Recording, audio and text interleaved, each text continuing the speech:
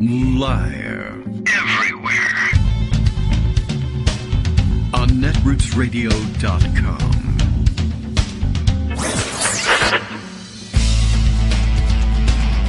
David Waldman. Kagro. In the morning. Now, here's David Waldman. Hey, good morning, everybody. How you doing? It's Monday, March 25th, 2024. They are out of the starting gate, and we are ready to go. It is, it's Holy Monday for those of you who are practicing Christians of all kinds. It's pretty holy, apparently. Easter coming up towards the end of the week, or I guess toward the beginning of next week, depending on how you divide weeks. And it's been an exciting weekend. I have spent almost none of it watching the news, and not as much of it watching basketball as I had thought I might. I'm not a huge basketball fan, but, it's the big tournament weekend and everything, and even though I didn't join in any of the communal consultations in which people compare notes about how they did predicting the basketball contests, it was still worth watching. At least a little bit. We'll be joined shortly by Greg Dworkin, who's been watching, I guess, or maybe not watching, I don't know, from Connecticut. In Connecticut, you can afford to skip the first week or so of the tournament and then tune in for the next weekend and then see how things are going. And perhaps he took advantage of that. He's enjoying the lousy Smarch weather, as we all are. Remember how it was all... What did they used to say? March comes in like a lion and goes out like a lamb. And these days I've found it's actually the reverse, quite honestly. And anyway, and it comes in like I don't know what, and it goes out like an annoying son of a... Anyway, a little chilly, although like a foot and a half of snow fell in northern New England. I don't know if that really got if there was any tail end to that down Connecticut way, but I think it was mostly probably rain. Below, let's say, Boston. I don't know. We would know if we had checked that news. That news we didn't check. The basketball news we did. Yes. And as I mentioned, and Greg is making mention of this too, I was finally convinced, not only by the deadline approaching on Thursday morning, and I hadn't done any of the picks, but I was thinking, all right, well, another big UConn year coming probably, and everybody in this pool that I participate in is, for some reason, from Connecticut, and they'll all pick UConn and da-da-da, and on, and, there's no way around them, and the big points are in those last rounds, so maybe it's just not worth the effort. But I did notice that none of my Connecticut big mouths were picking Yale, and Yale is in Connecticut. I mean, how come they didn't go with the hometown favorites on that one? I don't know. But Yale got a big win on, Friday, and then not on Sunday, which is the way these things go for some of these non-national powerhouse teams. James Madison University from right here in Virginia among them, but widely picked to win their big 5-12 upset, which they did win, but then facing Duke was just too much for them. They played beautifully all season, and, you can't win them all, they say. Well, they had won 14 games in a row, hadn't lost since late January, so they had won an awful lot of them. But, the tournament is a much different kind of a place, and, I was kind of hoping that the combination of, hey, everybody kind of loves this Cinderella JMU and everybody hates Duke might come together, but this is the reason everybody hates Duke. So there you go. Duke almost lost to Vermont in their opening round, so, I guess that scared some life into them. And anyway, there's this whole other realm of news happening in which the former president of the United States is on trial in 15 different places. Today, not just Holy Monday, but holy cow, I can't believe your bond is due Monday. And, today's the deadline. I don't know the time. Now it matters what time the deadline is going to be. For most of this time, it was just, on Monday, March 25th, he's got to post the bond if he wants to formally appeal the conviction on the fraud charges in New York State. And coming down to the wire and looking like, he's clinging to the hope that he might be able to make something happen legally and get the state get a judge to agree to waive the ordinary prohibition against, I think, the pledging of stock and maybe variably priced securities in general, but stock against a bond that you have to post for the court because they want, a consistent value on things. But also, he's got the big deal in the works. Everybody's been pointing to this, the merger of the SPAC that we read about, I forget what it was, Digital World Acquisition Corporation, the one that was incorporated for the purpose of merging with somebody successful. That's an interesting view of business, by the way, but it's also actually a view of the institution of marriage for many hundreds of years as well. But now, of course, it has integrity and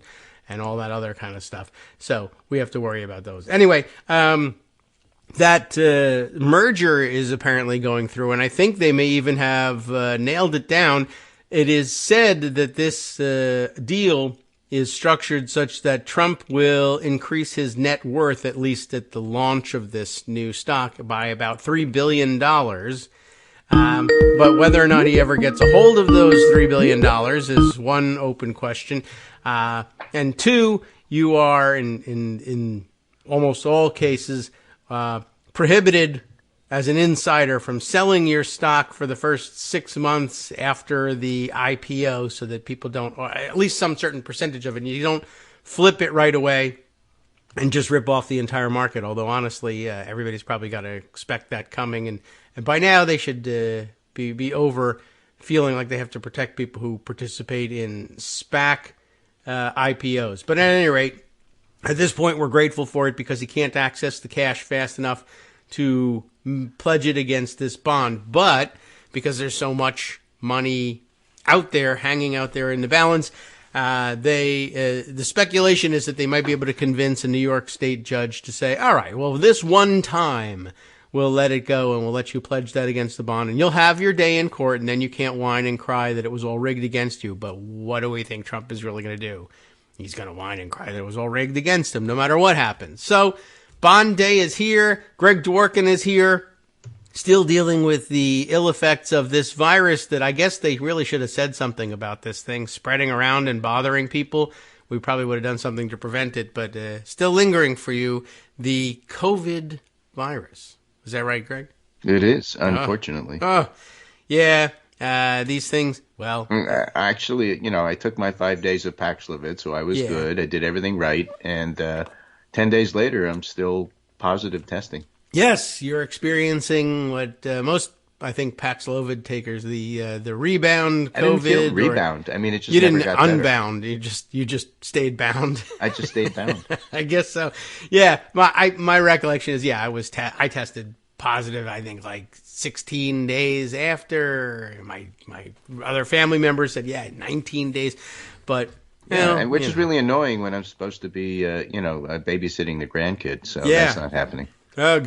Well, that's the worst. I knew you mentioned that for the end of the week, but if you're missing out now, that's not good news. Well, in any case, yes, bird we flu have is important back. Things to go over here. Sure. In the half hour that my voice will last. Yale. So, I mean, it's big that UConn won't play Yale. Yeah. It was looking forward to that. Oh, that would have been fun. And though I don't really follow the debate. NCAA all that closely because, I don't do brackets and stuff. But I do notice, I think what happened is maybe Baylor, which was a number 3, I think they lost. Yeah. Number 6. But everybody else, if you're number 1 or number 2, you crushed your opposition. That is usually the case. I mean, you didn't just win. You crushed your opposition. Oh, wow. I looked and saw UConn was playing Northwestern. They won 75-58. And that's a moderate win. You should see some of the others. Mm-hmm.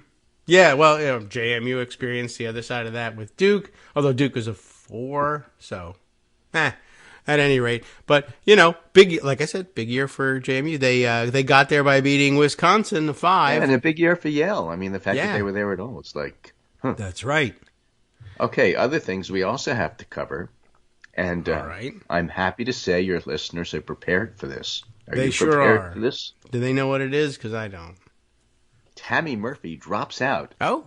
as Fiorello LaGuardia beats Tammany Hall in New Jersey. Yes. Well, we are prepared, and I think a lot of the leverage of the word of the lawsuit that was coming, and everybody, I don't know how they managed to make people realize after 150 years, oh yeah, that county line thing is annoying, isn't it? It worked this time. If we keep our candidate, we're going to lose the county line. Yeah. So the machine said, why don't we just move our candidate away from like running? Yeah. And maybe the whole thing will go away. We'll give it to Andy Kim, and he'll say, "Oh, I'm really happy to be on the county."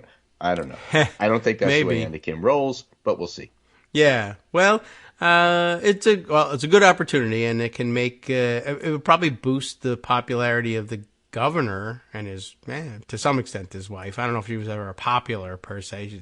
She didn't endorse him. She just dropped out and said, "We need you." Yeah. Well, all right. I mean, okay, but there's a lot of dropping out in the New Jersey Senate race this year.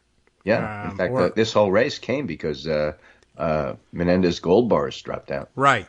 Exactly. Well, it's hard to keep them from. You drop them, they really make a dent. Yeah, especially if you drop them on your foot. They're heavy. Mm-hmm. And he also he's already announced. Well, I'm not going to seek the Democratic. Yeah. Well, they changed my pockets anyway. They fell right through the bottom. So he may run as an independent, mostly, as I understand it from the analysis, to continue to be able to say he's a Senate candidate so that he can continue to raise money and use it for his defense. Yeah. On the other hand, what he announced isn't that he's running. What did he announce? I'm walking. He announced he's not going to be a candidate in the Democratic primary. Okay, right. He announced that if he is able to resolve his legal issues, he will run as an independent. Okay. Or if Which running as an independent helps him. Because you can't resolve your legal issues. Yeah, well, right. And he's hoping to resolve his legal issues with money he raises running as an independent, I thought. Well, that was the speculation anyway. Who knows? That makes total sense but it all fits with what he said. Yes. Sort of. Fit it in the newspaper anyway. Yep. All right. Well, that was exciting news over the weekend as well. I just feel like your audience was prepped for it. Yeah, and the reason why, at any rate, was all laid out there, and everybody got it. That's a pretty quick turnaround for like a good, solid political reform activism. We tell people about the county line, everybody get annoyed, and then before the weekend is over, action. Yeah, cool. Which is great. Yeah. So, in New York. Right. The other state nearby. Well, let's just put it this way. This is the Raw Story headline. Okay. Don Poorleone. Poorleone. Trump nicknamed trends on social media as ex-president faces bond deadline. Okay. Now, it says Monday. So, on the one hand, the courts may be meeting to determine it, and on the other hand, it may be midnight. So, I'm not sure what the hour is. Yeah, that I haven't seen yet. I'm looking. Poorleone. It could be a Senate Monday, which is to say Tuesday at 3 a.m. I don't know. Right. Sure. I don't know. I'll look around and see if I can't find an hour. Yeah, I looked and I couldn't find anything. It's just today. Yeah. No, well, right. They may not. Who knows? It might be a standard thing. So people at the court just say, well, everybody knows. End of business day, right. 5 o'clock. So you pointed out Trump had a business deal, which on paper is worth about $3 billion. Yeah, I'll take that. And in practical terms doesn't give him the money for today. Right. But can he leverage the money that's to come to get somebody to lend him the money? In other words, no. Does Don Poorleone have a baldric who's going to give him a cunning plan? Ooh. No. Well, that's the question on the table. Plan, yes. How smart is Trump? Is he outsmarting everybody by saying, I'm poor, I'm rich? Or is he, really screwed? It's hard to say, but I will say this. He was up all night rage tweeting in capital letters, so I'm not so sure that he's got a cunning plan. Okay. No state funeral for Trump, everybody. Yep. Keep in mind. This is from Mediaite, which is always a hard name to read. Trump rages into dark of midnight. Rage, rage, rage against the dying of the light, against his building seizures as deadline day hits. His building seizures. I still contend. I don't understand the point of seizing Trump Tower or as it's known in New York, the Tish Mahal. Okay. That's what the taxi drivers call it. All right, cool. I think they Not should take Moss the plane. Isley. I think they should make him, fly commercial. That's yeah. I mean, think should make him stink up the planes. Everybody knows it. I agree. I'd hate to be in that jetway with him. That's for sure. I would hate to be in the seat next to him. Oh my. Yeah, it's been the last I heard of Trump flying commercial was that weird story where he used to give away his cufflinks. Do you remember that story? No. There was a story somebody had about that he was on a plane with Donald Trump, but he was sitting in first class, I'm sure. But and this was way back when in the 80s or something, and somebody said they admired his cufflinks, and he gave them to him. But the guy was like, "Oh, wow, amazing gold, diamond cufflinks," and they were rhinestones and fake. And right. so What's interesting is Joe Biden is out there campaigning, by the way, and Trump is playing golf and claiming that he won his own golf tournament. Oh yes, right. Yeah, I haven't heard as much Joe about Biden his playing, retweeted that and said, "Nice job, Donald. Very impressive." Yes, he won what senior and Trump said though is, which is really interesting. Yeah. How can they do this to me when I've done nothing wrong? These radical left lunatics and communists asked me to pay a ridiculous and unheard of fine of over $450 million. Yeah, I was asking only that. Because they saw that in my bank account. I'll take whatever he's got. That's not a bad way of leveraging a fine. But that's not the interesting line. The interesting line comes next. Oh, sorry. I had intended to use much of that hard-earned money on running for president. They don't want me to do that election interference. No, he didn't. So is Trump setting it up so that when he loses, he blames this? Yes. That'd be okay, because the important point is he loses. Yeah, I mean, I'll take it. And he'll try to inspire violence with it, but that's another story. He's not great at that. Right. So, again, all the references I see in all of these pieces is to Monday. Monday, by the way, is also the day today that Trump needs to be in court for that other case. Right. Which one? Judge Marchant. He has to be there. Stormy Daniels? It's okay. That's the name I know. Judge Stormy Daniels. That's a TV show. Second fraud trial. Yes. Right. And I think that like Judge Judy style, Judge Stormy Daniels is a big seller. I think I can make that work. Yeah. Well, basically, it's the true election interference case. Yes. Because Trump was trying to interfere with the election, whereas the Letitia James is a straight business fraud trial. Yeah, that was kind of election interference too, in the sense of like, I'm a successful businessman, and people say that's who should run. Direct election interference that Stormy Daniels was. With the other one was, we don't want you to have information that's necessary for you to make a decision about the election. Exactly. So, yeah, everybody kind of forgets that because there's sex in it. And that's why I thought I'd bring it up. So, The New Republic has a piece by friend of the show, occasional friend of the show, David K. Johnson. Constant friend. Yeah, Johnston. He's always around. Today is the day that 50 years of grifting finally comes to an end. Unless Donald Trump comes up with $454 million, he's in deep doo-doo. But will his backers ever wake up to reality? No, but there's he's got two kinds of backers. Well, one reality is there aren't that many of them.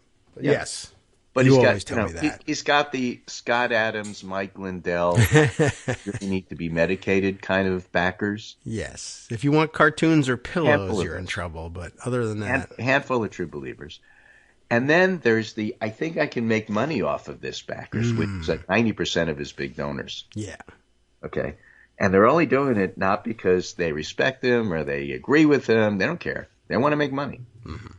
So if he can't make money, in other words, if he's a bad business risk, they're nowhere to be found. And that's why he can't borrow any money from all his rich friends. Because he doesn't have any friends. Right.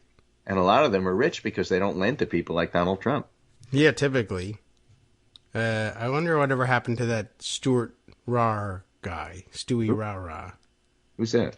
He's a friend of his who lives in Trump Tower. He was the one who put up the money. Remember when Trump, going way back, 2015, the 16 election, and I'm going to skip the debates and I'm going to raise money for veterans, and then he didn't raise any money for veterans.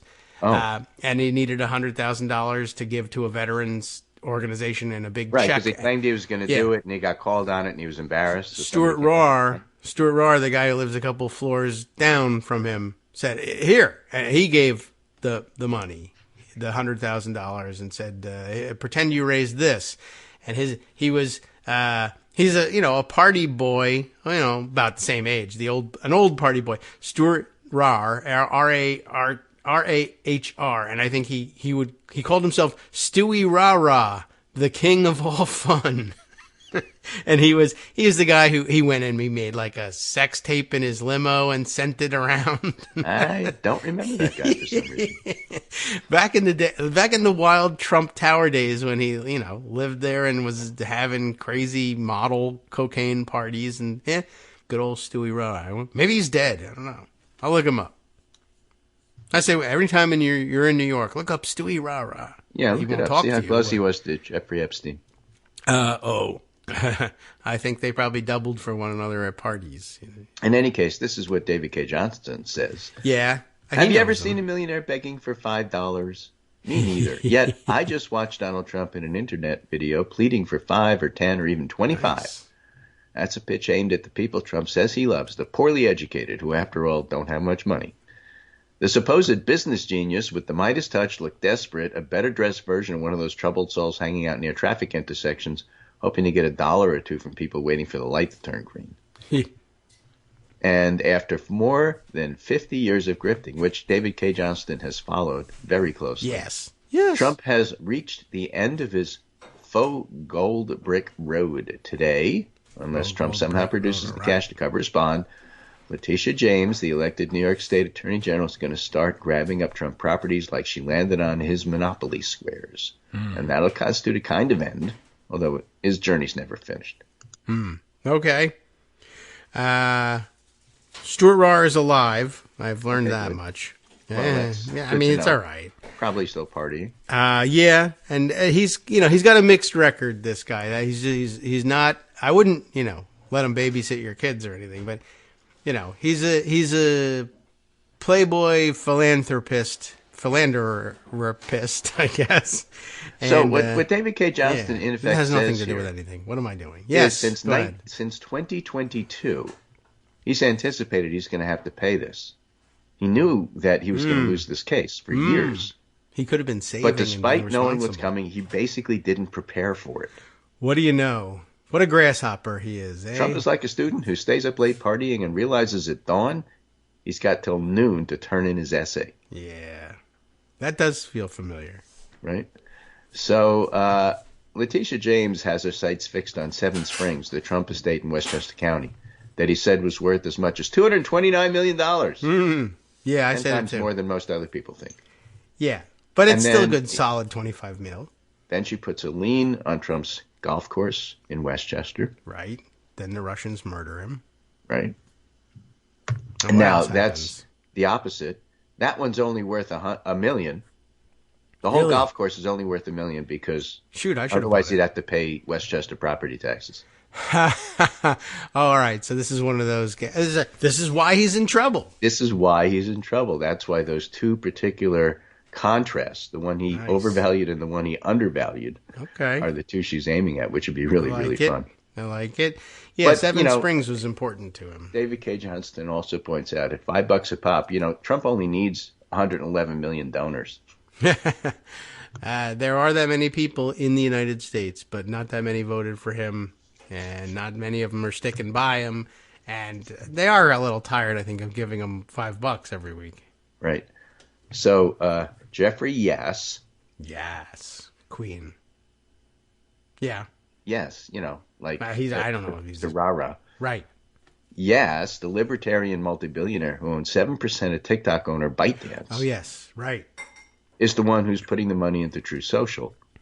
And that's where Trump went from I'm against TikTok to I'm for TikTok, and just highlights the point that anybody who gives him money gets what they want from him, and so he's an incredible security risk.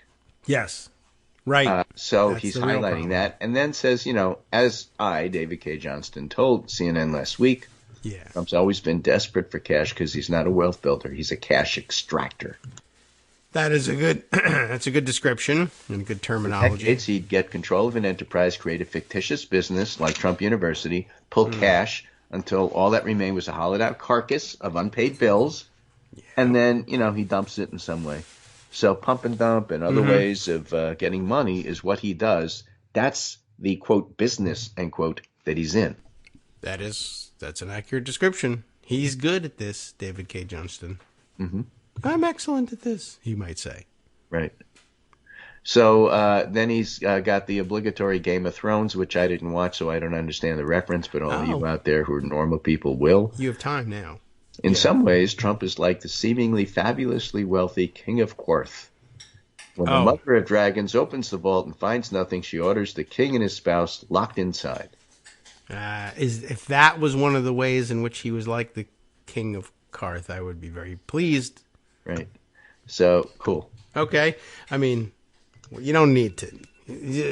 Guy who said he was rich who wasn't. Right. Now you don't have to watch the show. Anyway, that's it for me. That's as much as my voice is going to hold out. I will point out there's a lot to talk about in Congress. Yes, all right. Right? Marjorie Taylor Greene mini threat to music video, the speaker. Oh, okay. Musical chairs, the speaker. Yeah, vacate. She wants to bring back Michael Jackson videos, apparently. She's a big Michael Jackson fan, so she said, I want my MTV. Okay. And, what does it mean? It means nothing, because she's got nothing. Yeah, she's not great with the procedure. She could have demanded an immediate move. It wasn't privileged. That means that they don't have to vote on it. Well, I can make it privileged anytime I want. Well, go ahead. Resign your commission, Hot Lips. Right. Well, she doesn't really know how the thing works, and she wasn't prepared. She hadn't talked to anybody. She just wanted to get in the news. That's not unusual. All right, Greg. Well, thank you for making it through. Feel better. We'll check in with you again later. Hi, everybody. It's me, David. Let's change things up from the old fundraising pitch for just a minute and talk instead about how you can be a part of our show. If you've got a smartphone or any other electronic recording device, why not sit down and record a segment for us? Read us an important article and give us your take. Read one of your own original essays, or even just give us your commentary on something you'd like to share that's important to you. Then send the file to me at kagrox@gmail.com, and I'll try and work it into the show. Short segments, a few minutes in length, are easiest to fit in. And of course, I can't always guarantee that I'll be able to play everything, but if you've ever shouted at your radio or TV about something you wish was being covered, here's your chance to change that. Make the show your own. Send your submissions to me at kagrox@gmail.com.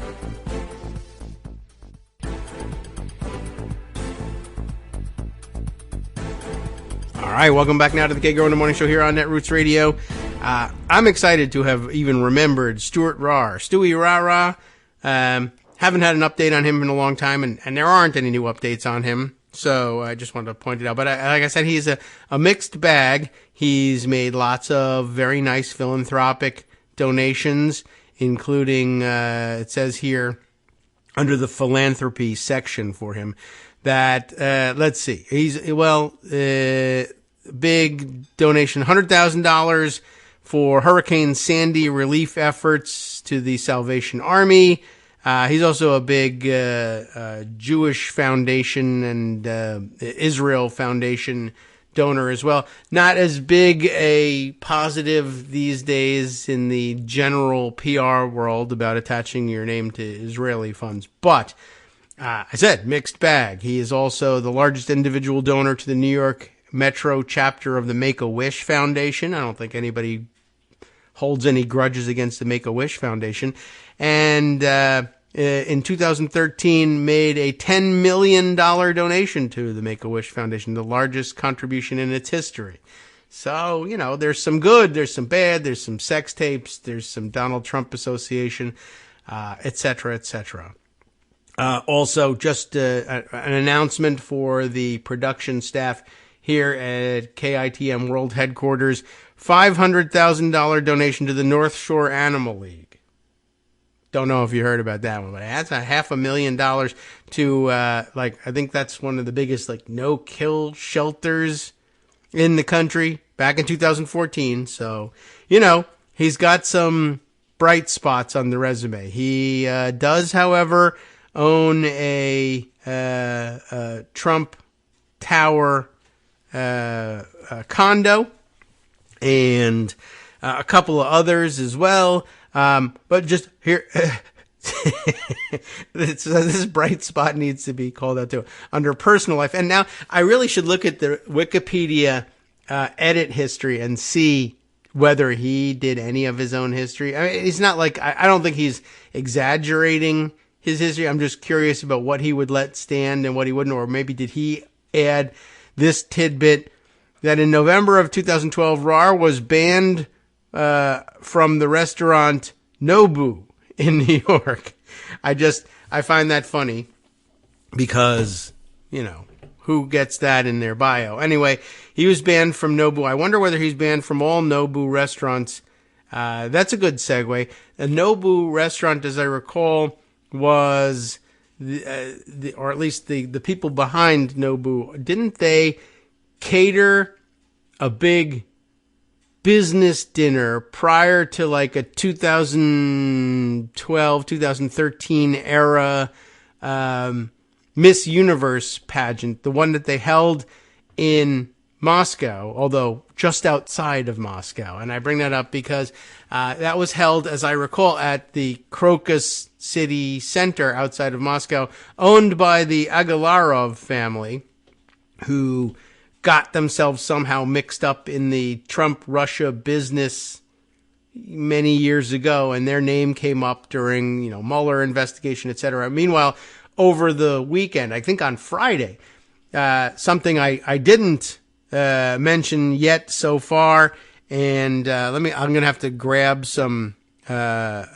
news about it from the internet real quick, just because, I mean, it was a major event. I'll grab the CNN reporting on it, but the Crocus City Center, owned again by the Agalarovs, and refresher if you want, in Wikipedia on who they are in their relationship to Trump, but it was the site of an enormous terrorist, I believe, a terrorist attack at the venue, and I mean a horrific attack.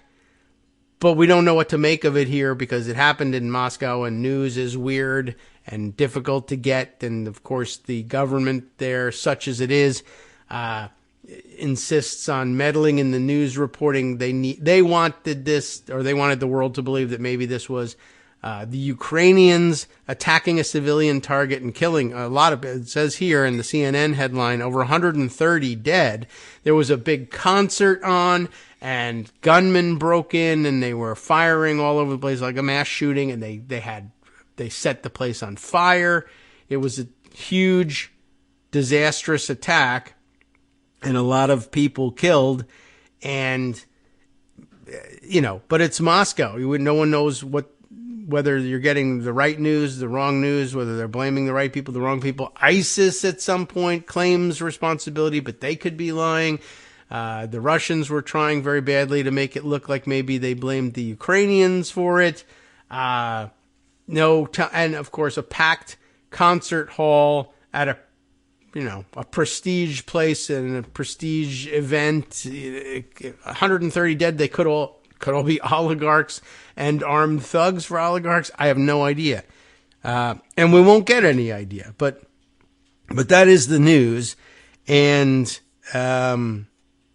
well, apparently, let's see. ISIS claimed responsibility, according to this sidebar from, summarizing all the CNN coverage. ISIS claimed responsibility for the attack.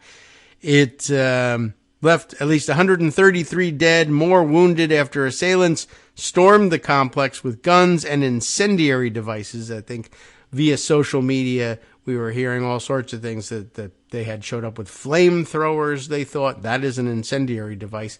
But so's a Molotov cocktail, so no one knows exactly, I guess, at this point, what they were using. Russian, quote-unquote president, I would say, Vladimir Putin, called the attack a barbaric terrorist attack. But did he want to blame Ukraine? Did he want to blame Chechens? Who does he want the world to believe did it? We have yet to find out. Suspects were arrested. It says Russian authorities said all 4 suspects directly involved in the attack were arrested near the border with Ukraine. That was their story. I guess to make it look like the awful, terrible people in Ukraine had done this. But they say arrested them near the border with Ukraine along with several others. Now in custody. Ukraine has firmly denied any connection. Global reaction, of course, condolences and condemnations. The White House said ISIS must be defeated everywhere, but they just generally say such things. But presumably they were taking ISIS at their word that they had in fact launched this attack. But look at how odd the situation is. Ordinarily, any country, suffers an attack like that. The rest of the world is going to be ordinarily loath to say anything contradicting the official story, even when they have doubts about, the official story. It's just interesting, right? Russia immediately is like, well, Ukraine did it. Ukrainians did it. And the rest of the world has to express their condolences, but also say, the condolences I'm expressing are for an attack launched by someone else other than the people you say did it, because you're lying about it, because you're trying to turn it to a political advantage. But we kind of have to leave that unsaid, because it's unseemly to say that while the country is mourning. But who knows? I don't know. Is the country mourning? I have no idea. Nor ordinarily you would assume yes, but I guess I don't know. If the news was 130 well-heeled oligarchs and their girlfriends and children were at a concert and they were attacked by ISIS, I don't know that the far-flung proletariat of Russia is terribly upset by that, or maybe they are, or maybe it's patriotic pride. They could feel wounded that way. Maybe they knew some of the people. Maybe it was an even mix of oligarchic attendees and ordinary citizens. So I don't know. But I guess if it was the elite of the Russian oligarchy, maybe that's not such a sad event for everybody there, even if it's horrific and frightening. I have no idea. Speculating wildly about what's happening in the Russian countryside. Also of interest, it does say down here, there were earlier warnings. The U.S. had warned Moscow that ISIS militants were determined to target Russia. But you know what happens when you say that Middle Eastern terrorists are determined to strike somewhere? Everybody ignores it and thinks it's a historical document, and this time too. This month, the U.S. Embassy in Russia said it was monitoring reports that extremists have imminent plans to target large gatherings in Moscow, including at concerts. But as many people have pointed out, this place is apparently just outside of Moscow, but I think that counts. The Moscow metropolitan area, perhaps. There is video circulating online. ISIS made video of the attack. I haven't seen any of that, and I don't know if I recommend that anybody spend their time with something like that, but it's out there. There's quite a lot. But there we have it.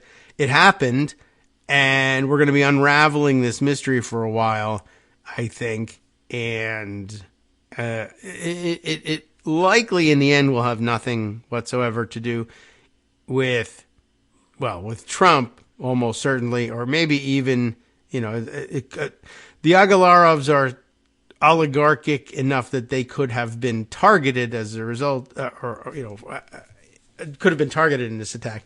But I think so far, no indication of that.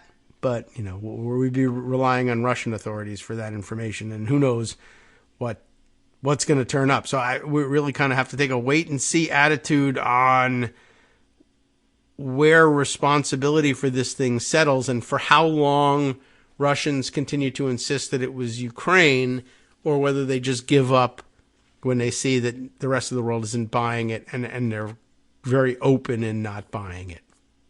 I don't know. Here, I guess it pays as an international diplomatic technique to find ways to express condolences but not buy into their story of it being Ukrainians, and seeing if the Russians give it up, if enough people just say that. I don't know. I find it really weird. It's just, that's it. That's a weird story and a difficult thing to have to deal with. All right. Many other stories left over from last week that I thought I might revisit or share. There's something that Rosalind McGregor sent along. I think, did you say it was a follow-up to the earlier dispatch of a story about, did I read this story or not? I think we read one of the stories, maybe one of the long-form things last week, and I think this is a follow-up on it. But let me just click through on this one. This is a report from The Guardian, titled, Revealed, Documents Shed Light on Shadowy U.S. Far-Right Fraternal Order. Didn't we read a little bit about this? That's right. Now, the Society for American Civic Renewal, and we got the basics on this group. Remember, this is like weirdly an all-male, like, fraternal order, and I don't know. But Rosalind thought that it was of interest that we should pick this up as a follow-up. Can I find her email dispatching this? Was there more detail? This was sent on March 19th. I saw this today and sent it along. All right, well, let me go check in with it and see if we've learned anything new from this. Or whether, what was the other article that we had about this? Maybe I need to go back and just double check before we launch into that. And maybe we can do that during the break. And I'll hold on to that one and see if I can find the old one and compare the two quickly and see whether we would be spending our time wisely going over the Guardian's version of this story, or whether we have heard most of it, or in fact heard it directly before. All right, so let's see. Other things I wanted to share with you. I'll go back again to a story that I hinted at last week, but was just too, I don't know what. There were so many other things going on that I just didn't want to spend any time with. The story of Jared Kushner and his weird and insensitive way of approaching the Gaza issue, the war, Jared Kushner says Gaza waterfront property could be very valuable. You remember that it was just this cold calculation that, if I were in charge, what would you be doing if you were in charge? Well, if I were in charge, I would, as he sort of puts it, move all the people out of there. Well, like how? What do you mean? Evacuate? Force them to flee? Kill them? What do you mean? All right. All of the above, I would guess. And then you just forcibly redevelop the waterfront into beautiful, beautiful, condominiums and entertainment complexes.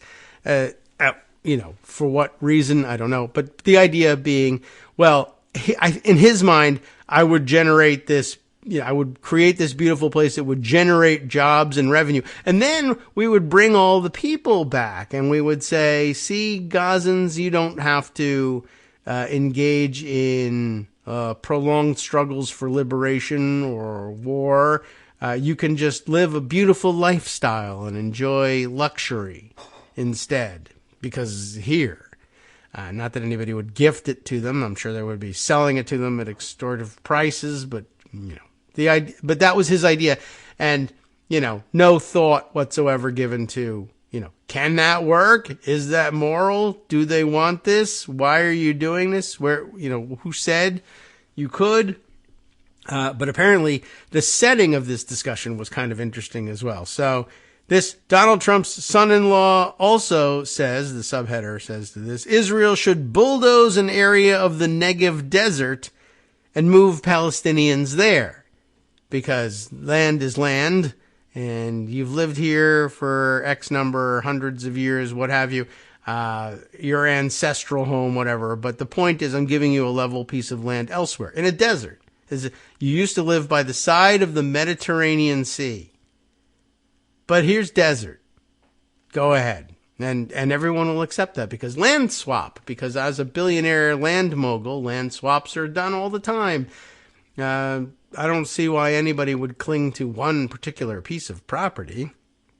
Not like it's 666 Fifth Avenue or anything like that. Jared Kushner, the story begins. It's Patrick Wintour reporting this on the 19th of March. Jared Kushner has praised the very valuable potential of Gaza's, quote, waterfront property and suggested that Israel should remove civilians while it, quote, cleans up the strip. I just don't know how you comment on something. Remember that every time Trump would do something horrific, Jared and Ivanka were always privately appalled. They're pretty appalling all by themselves, as it happens. The former property dealer, married to Donald Trump's daughter Ivanka, made the comments in an interview at Harvard University on February 15th. It's been a while since he did that, and it's been a while since this was reported, too. But just thought that was interesting, and it really made me think about, like, well, why are they even... He made the comments at Harvard University. Why was Harvard University listening to him? He went to Harvard, of course. But, you know, because his father made a gigantic donation to Harvard, and then they let him in, and this must have been just embarrassing in general. Like Harvard, we're responsible for this guy's education, and this is what he's come back to tell us. And yet, you know, Harvard, in the constant money chase, is like, we'll put him on the stage, we'll honor him, we'll all be listening to him as though he were smart and had something to say, and then maybe he'll give us some more money, and probably not. But anyway, I guess when his kids need to go to Harvard, he'll start giving them money. The interview was posted on the YouTube channel of the Middle East Initiative, which is like one of their really serious things and everything. A program of Harvard's Kennedy School of Government, posted earlier this month, by which we mean March. It's still March. And just again, we'll go over, you'll hear what the exchange is. And they're like, yeah, this should be on the Kennedy School of Government website. Sure, absolutely, on our YouTube channel. That well, here's how I would solve the Middle East crisis. If I were there, I would level Gaza, move all the people to the Negev desert, build luxury condos, and then, I don't know, something. Prosperity would follow. Like, they do start to ask, like, well, what, bring people back? Afterwards, they do, believe it or not, they actually do have a serious professor there running the thing, and but he must have felt like an idiot talking to this moron and saying, but do you think that'll like, you know that Netanyahu and others would never, why would they build luxury apartments with jobs and beautiful everything, even if it wasn't really beautiful, we don't know, but, and then just, give it to Gazans? They wouldn't let the Gazans return. And he pauses for a second and says, well, maybe. Oh, yeah, maybe. I hadn't done Harvard Kennedy School of Government, everybody. Anyway, this is how they go on to describe it. Kushner was a senior foreign policy advisor under Trump's presidency and was tasked with preparing a peace plan for the Middle East. Remember, he was going to be the wunderkind. No, he wasn't. He was put in charge of Middle East peace. You do it. Why? I don't know. One, you're my son-in-law. Two, Jewish, right? I don't know. Middle East. Go do some Middle Eastern things. Make peace in the Middle East. And by the way, like newspapers actually said, oh yeah, he's in charge of the Middle East peace plan. And that he made one. And the Abraham Accords. Peace between, peace in the Middle East. Normally when you ask people in the street, peace in the Middle East, who are we talking about? Who are the two parties, generally speaking, to peace in the Middle East? Where do we want to find peace? Between the... Yeah, but I guess normal man on the street says, I don't know. Middle East, what is that like? Is that a basketball conference? Yukon and, I don't know, BC. What do you mean? No, Middle East. Like if I say Israel and, oh yeah, okay, some 15, 20% of the country. I know what goes with that. Palestine. Israel and the Palestinians. Who's not a party to the Abraham Accords, the giant peace plan that he put together. It's Israel and everybody else with whom there's no war. So now we're going to have the rich elite of Israel are going to trade condos with the rich elite of Kuwait and the United Arab Emirates and to some extent Saudi Arabia, none of whom share a border, none of whom are Palestinians, none of whom will offer a hand of help to the Palestinians either, by the way. But that's a peace plan in his view. Sure. Well, that's why he doesn't know anything about this situation. He was never in charge of it. I thought you were in charge of Middle East peace. How could you not know anything about the Israeli-Palestinian situation? What do you want from me? I have lots of, allegedly I have a lot of money. Leave me alone. Well, we want you to give it to us, so we'll just agree that you're very smart. Critics of the plan, that Middle East peace plan, by the way, which involved Israel striking normalization deals with Gulf states, not Mediterranean states, but Gulf states, said it bypassed questions about the future for Palestinians, which was really the question at hand in Middle East peace. Anyway, his remarks at Harvard gave a hint of the kind of Middle East policy that could be pursued in the event that Trump returns to the White House. That's part of the problem.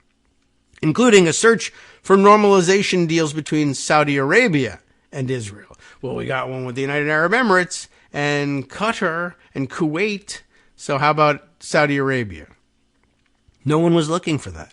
Gaza's waterfront property could be very valuable if people would focus on building up livelihoods, Kushner told his interviewer, the faculty chair of the Middle East Initiative, Professor Tariq Massoud, who must have been losing his mind at the time. Kushner also lamented all the money that had gone into the territory's tunnel network and munitions instead of education and innovation. And it's not an uncommon view among Israelis and Israel supporters to express that. And there's some truth to the matter of cash and aid and assistance being used for military applications instead, like with every other country in the world, I should point out. But yes. And here's what he had to say about we're finding people being protested in the street demanding that you call it a genocide. He has this to say, it's a little bit of an unfortunate situation there. But from Israel's perspective, okay, I would do my best to move the people out and then clean it up, which no doubt the planners and backers of the Gaza operation can now say, yeah, that kind of is what we're doing. We're moving the people out and cleaning it up. In some cases, we're moving the people in boxes or moving them to underground quarters with dirt on top of them, that sort of thing. And clean it up. Well, we haven't gotten to that part yet, but he would because he's a property guy. He goes on to say, but I don't think Israel has stated that they don't want the people to move back there afterwards. Yes, they have, but okay. Massoud replied that there was a lot of talk about there. That's a Harvard professor at the Kennedy School of Government Middle East Initiative, I think, being dumbfounded and just like, I don't know what to do. But if I just say, what are you, an idiot? Then the chancellor or whoever, what are the names of the officialdom at Harvard, board of trustees, the president, etc., would say, what's the matter with you? Ixnay on the idiot thing. How do you say that in idiot name? Yeah, I don't know. But anyway, he might give us $1 billion when it's time for his kids to go here. Are you crazy? Shh. Humor him. So that's it. There's a lot of talk about there. Kushner also said he thinks Israel should move civilians from Gaza to the Negev Desert in southern Israel, which I don't know how popular that would be. Surely unpopular with the Gazans. Probably not that popular with other Israelis, even like peace activist, Palestinian sympathetic Israelis. To the extent there are any, they live in the south and probably a little bit unhappy post October 7th with that idea. Not that anybody's really entertaining it. It's just Jared Kushner daydreaming. He said, though, if he were in charge of Israel, which he's not, but I guess if Trump were to come back to the White House, Trump might declare that he is in charge of Israel, even above and beyond the control of Israel by their own elected government. If he were in charge of Israel, his number one priority would be getting civilians out of the southern city of Rafah, and that with diplomacy, it could be possible to get them into Egypt. Well, my second choice is to bulldoze the Negev desert and put them there. My first choice is to make Egypt take them. But that's an option Egypt has declined to exercise since 1948, and probably little chance that they would change their mind now, but maybe he could make them a deal, or that people could buy a condo in Trump Tower, and that could change. You never know. And of course, getting civilians out of the southern city of Rafah, no discussion of because pretty soon they'll all be killed. That's kind of important. But in addition to that, he says, I would just bulldoze something in the Negev, whatever that might even mean. And the Negev desert is what he's talking about. But bulldoze something, a sand dune, a kibbutz, what? And try to move people there. Try. I think that's a better option, so you can go in and finish the job, just like Donald Trump himself said the other day. And God help us, I don't want to even think about what they might mean by finish the job. Though in his mind, he just looks like he's living in that sort of pleasant dream world. Is that he just figures it means, moving people to a better luxury apartment later on. He reiterated the point a little later, saying, I do think right now opening up the Negev, creating a secure area there, moving the civilians out, and then going in and finishing the job would be the right move. The suggestion drew a startled response from Masood. Do you think? Is that something that they're talking about in Israel? I mean, I don't think so, right? All right, we'll be right back after this.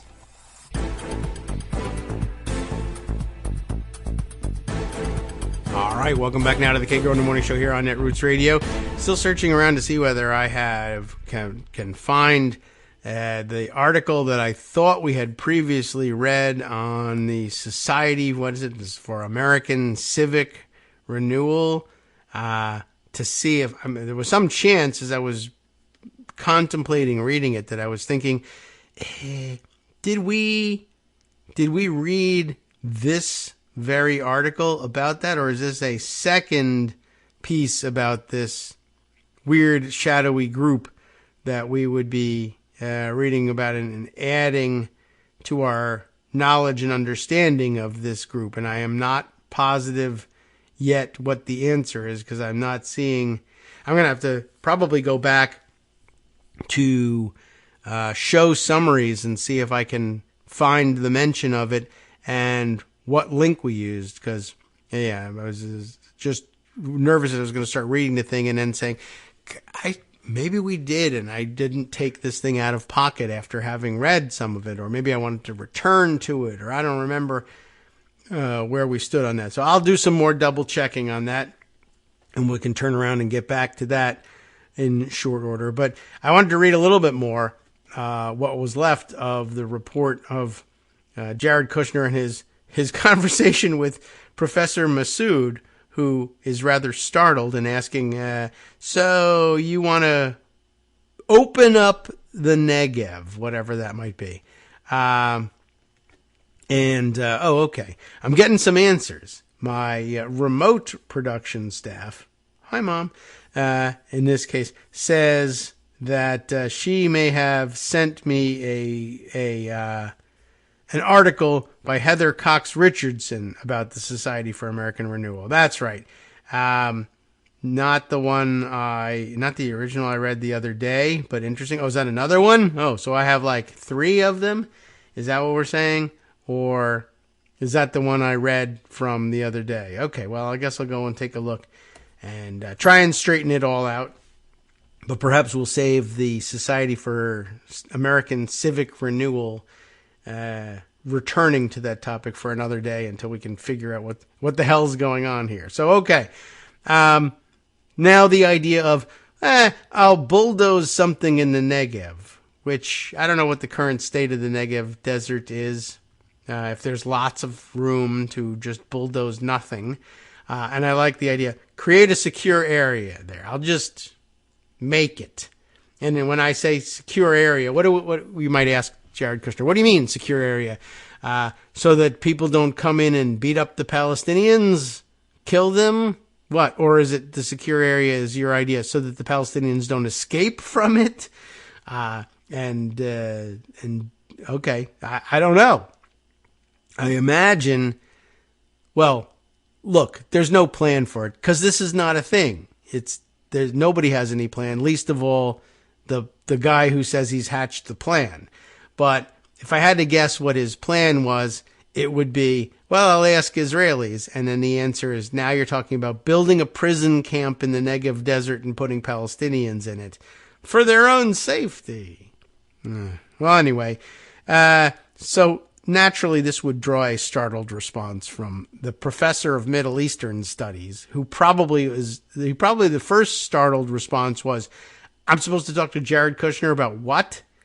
And where everybody can see it, we're videotaping it, but they not only videotaped it, they put it on their YouTube site. They're actually, I don't know if this is an indication that they're proud of it, but they are going to try to trade it for some money at some point. So he says, is this something that they're talking about in Israel? And he asks this because this is a guy who was a senior advisor to a previous presidential administration in the United States and ostensibly in charge of some sort of Middle Eastern peace plan. So you might ordinarily feel confident in asking, is this something, I haven't heard anything about it, and I'm an expert in the Middle East. Maybe you have heard about it because you have an inside line to like the actual actors here. You've talked to the Israeli government officials, talked to American government officials, intelligence officials. You have an inside line. Is this something that they're talking about it in Israel? I mean, this is part of his quote here. That's the first I've really heard of somebody, aside from President Sisi of Egypt, suggesting that Gazans trying to flee the fighting could take refuge in the Negev. Did Sisi say they could go to the Negev, or did he say they could come to Egypt, or neither? I don't know. Are people in Israel seriously talking about that possibility? Right? So ordinarily, then, the studious person from the previous presidential administration says, even if they're completely full of it, they say, well, this hasn't reached the level of official discussions or da-da-da-da.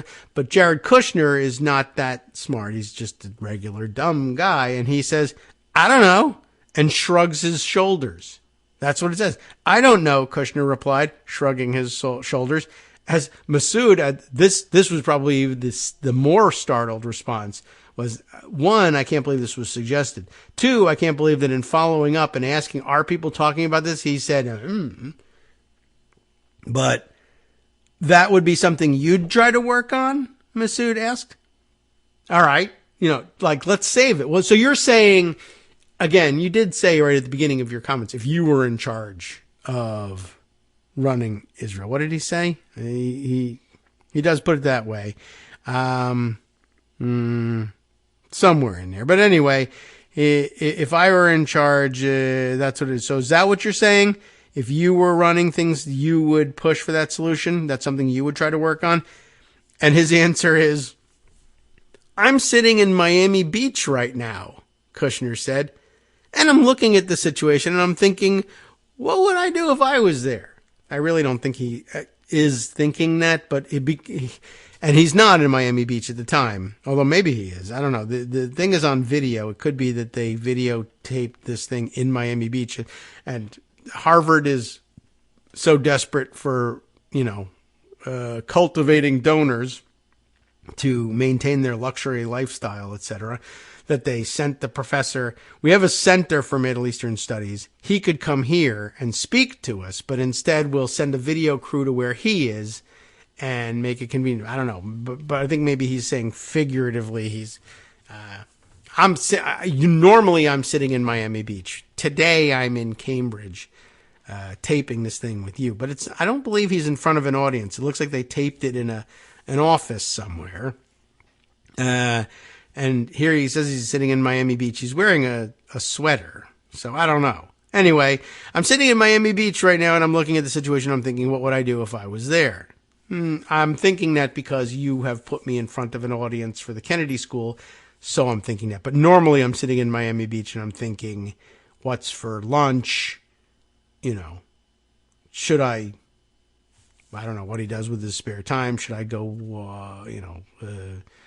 sea kayaking? I don't know. Should I develop this or that project?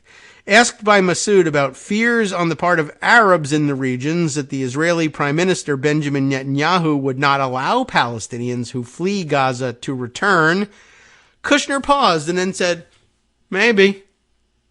Big thoughts. From certainly anybody, no one listening to this show is among the crowd that feels this way, I don't think. But certainly, I don't know. I mean, just point to this. Anybody who's one of those people, well, maybe we should give Trump another shot. Genocide Joe isn't doing anything. No worse getting Trump. At least you know where you stand. It would be worse. It would be worse with Trump. His top advisor casually drops things like, maybe we should build a prison camp in the desert for the Gazans and put them there. But don't you think that Netanyahu and his advisors would never allow them to return to Gaza? Maybe. I don't know. I mean, I guess it's possible. Anyway, let's see. Look, and Scott has just sent me something here. Palestinians as a permanent service industry is in the Saud model. Jared would like an MBS solution, right? Essentially, not only you're putting them in a prison camp, but we would put them to work. They wouldn't be just idle. They would be a permanent labor class like they have in many of the Gulf states, as a matter of fact, that he just the one place that he did conclude some sort of agreements with the Abraham Accords. That's what they have. Typically, they're from the Indian subcontinent, but they will bring or Far Eastern. And Israel's no stranger to this, right? A lot of the people killed in the October 7th attack, they said, were Thai workers. So, I mean, I guess that's a possibility too. Biblically, the place was filled with sojourning populations. So, I don't like the idea of any of this. Anyway, so that's really something. But don't you think that Netanyahu would never allow them back? Maybe. He went on to say, it didn't matter to him very much because he says, I'm not sure there's as much left. I don't know if there is much left of Gaza at this point. How did that happen? I don't know if there's much left of Gaza. So, in other words, I think that was supposed to be his answer to, well, what about if Netanyahu doesn't let them go back? What was there anyway? But now but you're saying that there would be luxury seaside resort town to go back to, but then they wouldn't be allowed back to it. Oh yeah. Well, anyway, if you think about even the construct, this is interesting too. And this is where, how does the professor's head not explode? If you think about the construct at this point, Gaza was not really a historical precedent. And it's noted the sick here. Like, what do you mean by it wasn't I don't know. No one really knows. That's what he said. And I guess he meant, that there wasn't historically a Palestinian enclave there. It was just an accident of the drawing of armistice lines following the 1948 war. Maybe. He says, so he goes on to say, Gaza was not really a historical precedent. It was the result of a war. You had tribes in different places, and then Gaza became a thing. Egypt used to run it, and then over time, different governments came in. That's like he recognizes that, control of the area changed hands a couple. I'll tick that off. It's a C- essay answer at Harvard Kennedy School of Government on Middle Eastern affairs, something like that. But this is the former administration's chief advisor on the Middle East. That's his summary of the situation. I'm not sure that there's much left. if you think about the construct, Gaza was not really a historical precedent. It was the result of a war. You had tribes in different places. Then Gaza becomes a thing. What thing? Egypt used to run it, and then over time, different governments. Okay. I don't know. It won't give you any confidence. Nothing I could tell you was ever going to give you any confidence in Jared Kushner as a person, in the possibility of his being handed back the Middle Eastern portfolio in a second Trump administration. But that would be the least of our problems, of course, with the second Trump administration. I found it astounding, as much for its reconfirmation that Jared Kushner has nothing going on mentally, but also just, I don't know, where we are in the normalization process, that Harvard professors of the Middle Eastern Institute have to sit there and do interviews with him, and I guess feel compelled to do it, feel compelled to publicize it afterward. And I'm just sort of wondering, just internally, what goes on in the mind of somebody like that who just, I imagine, I hope, wanted to just beat him over the head and say, get out of here, you're an idiot. Why did I waste my time talking to you? If you have money to give us, just give it and then get out of here. But had to instead be polite. Money makes us normalize everything, I guess. And here we are, America, thinking about possibly reelecting this moron's boss. So, well, I don't know. There you go. I don't know what to tell you. So, man.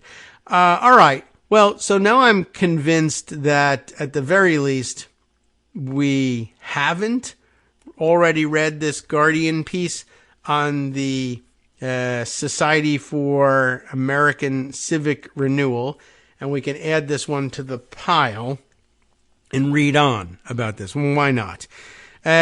New documents, we were told, in Jason Wilson's piece, also from March 19th. It was a big day at the Guardian. This is a Guardian piece, too. Jason Wilson writing, revealed documents shed light on shadowy U.S. far-right fraternal order. New documents have, or had, on the 19th anyway, shed light on the origins and inner workings of the shadowy Society for American Civic Renewal, including methods for judging the beliefs of potential members on topics such as Christian nationalism. They're going to want a pro on that one. And indications that its founders sought inspiration in an apartheid-era South African white men-only group, the Afrikaner Broederbond. Maybe not a place you should be looking for inspiration. But we're meant to take away from that, of course, this is a bad idea and perhaps a bunch of bad people. Afrikaner Broederbond, which sounds like, brotherhood. Afrikaner Brotherhood. Great. They also show that Boise State University professor and Claremont think tank scholar Scott Yenor tried to coordinate SACR's activities with other initiatives, including an open letter on, quote, Christian marriage. It's getting weird already. One expert says that one of the new documents, some previously reported in Talking Points memo, perhaps we were reading that one, use biblical references that suggest a preparedness for violent struggle against the current, quote, regime. That would be the Biden administration, I guess. The SACR is a secretive, far-right, men-only organization with an emphasis on Christian nationalism and a desire to open branches, that was an odd aspect of their thing, across the U.S., like a little bit like a business, a little bit like a secret apartheid club.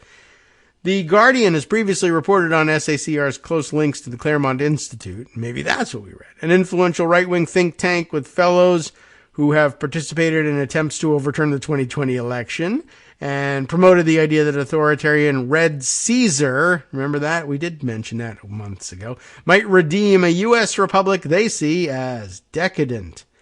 That's a little Russian and weird. The SACR's origins appear to date to the latter half of 2020. Ancient. society, if you will, with key milestones in the group's development coming over the following 18 months, and there are indications that the inner circle of the group sought inspiration from earlier iterations of Christian nationalism in authoritarian states. As previously reported in The Guardian, maybe we read that, Skylar Cresson, a tax consultant based in Coeur d'Alene, Idaho, appears to play a central administrative role in SACR. Idaho and Texas company records show that Cresson incorporated the lodges in Boise, Coeur d'Alene, and Dallas, serves as director of the Coeur d'Alene and Dallas lodges, both, travels back and forth, I guess, and was named as the principal officer of the parent organization on its 2020 and 2021 tax return. You know, the tax year bridging both. That's always an awkward read aloud. On October 30th, 2020, Cresson wrote in an email to Yenor with the question, "That good?" along with a screenshot of an Amazon listing for Super Afrikaners, a book by the investigative journalists Ivor Wilkins and Hans Strijdom. First published in 1978, Super Afrikaners exposed the workings of South Africa's Broederbond, a secretive, exclusive men-only network that promoted the interests of white Afrikaners in a country which is credited with a significant role in bringing the National Party, the architects of apartheid, to power. Within half an hour, Yenor replied, "That's the one." They were looking for this book, I guess. A guidebook. Not supposed to be a how-to, I don't think, but there you have it. The Guardian contacted Scott Yenor with detailed questions on aspects of this reporting, including whether or not the Afrikaner Broederbond had been an inspiration for their group. He did not respond directly to most of those questions, but on the matter of SACR's secrecy, he wrote in an email, "We maintain confidentiality because we know talentless punks like you would pose ridiculous bad faith questions meant to stoke your unhinged fever dreams." Your unhinged fever dreams? Come on. "And incriminate us and even unaffiliated people." I guess we're on to something here. Yenor continued, "Lazy propagandists who disregard ethics and journalism, don't deserve detailed responses." It's about ethics and journalism, people. Just like Gamergate. The Guardian invited Yenor to respond to the initial questions, but I bet that didn't happen.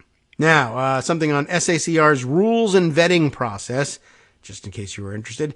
In the early part of 2021, Yenor drafted documents that firmed up SACR's purpose and character, and this whole thing does have a bit of a fly-by-night, slapped-together feel to it, like, you know, three kids in a trench coat. I'm running Coeur d'Alene and Dallas, and there's branches available, you know, and just so you get one guy to say, "I'm in Peoria." Yay, we have a Peoria branch. Okay. Anyway, to an April 27th, 2021 email sent to himself and his wife at her employment address. What? Yenor attached a document entitled Working Membership and Recruiting Guide for Chapter Leadership. Why does his wife see it? There's no women? I don't know. In spelling out SACR's rules to himself, the document reveals the high value the organization places on secrecy, which is a good way of preventing anybody from finding out that it's just three kids in a trench coat, among other things. It says that all discussion of is confidential unless clearly noted otherwise, and all names of attendees are strictly confidential. The document even says that members should withhold information from prospective members, instructing that members should never reveal the names of other chapter members to prospects and never reveal national or chapter initiatives to prospects. Speak only in general terms about our objectives and mission. And that way no one will find out you're three kids in a trench coat. The document also lays out procedures for vetting such prospects. After chapter leaders have decided that a prospect is worthy of consideration, they should be invited to a chapter event, if there is a chapter. And if not, hey, you're the president of the chapter. Anyway, the document says that at that point, members should gauge alignment and fit with questions such as, what are your thoughts on Christian nationalism? That's a good question if you want to know people's thoughts on Christian nationalism. Comment on the Trump presidency and what it entails for the future, and describe the dynamic of your household in terms of your role and that of your wife. In other words, can you boss her around? Can you host poker nights? Can you get away for meetings if you say so? And if she says, but we were supposed to go out to dinner. It's your son's birthday, or anything like that. Will you be able to say, shut up? I'm the boss of this house. Or what? We want to know. P.S. What are your thoughts on the Trump administration? It's like a bad essay exam. The document elaborates on each of these criteria. Alignment is deference to and acceptance of the wisdom of our American and European Christian forebears in the political realm, a traditional understanding of patriarchal leadership of the household, and acceptance of traditional natural law and ethics. All right, so your usual chauvinist garbage, but there you have it. Natural law, they helpfully explain, is a view with a long history on the right, which holds that fundamental moral principles arise from God or nature, not from human reflection or politics. It's a view that Claremont scholars have attempted to provide. That's an interesting way of putting it. It's a view that they've attempted to provide. Sure. Okay. Faithfulness also has a patriarchal edge in SACR's definition.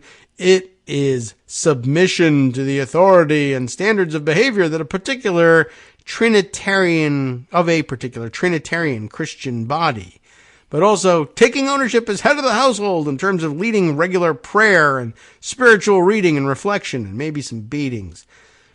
I added that part, but I think they actually added that part. Influence is defined as the ability to make a mark primarily on culture and social discourse, but also in politics and business.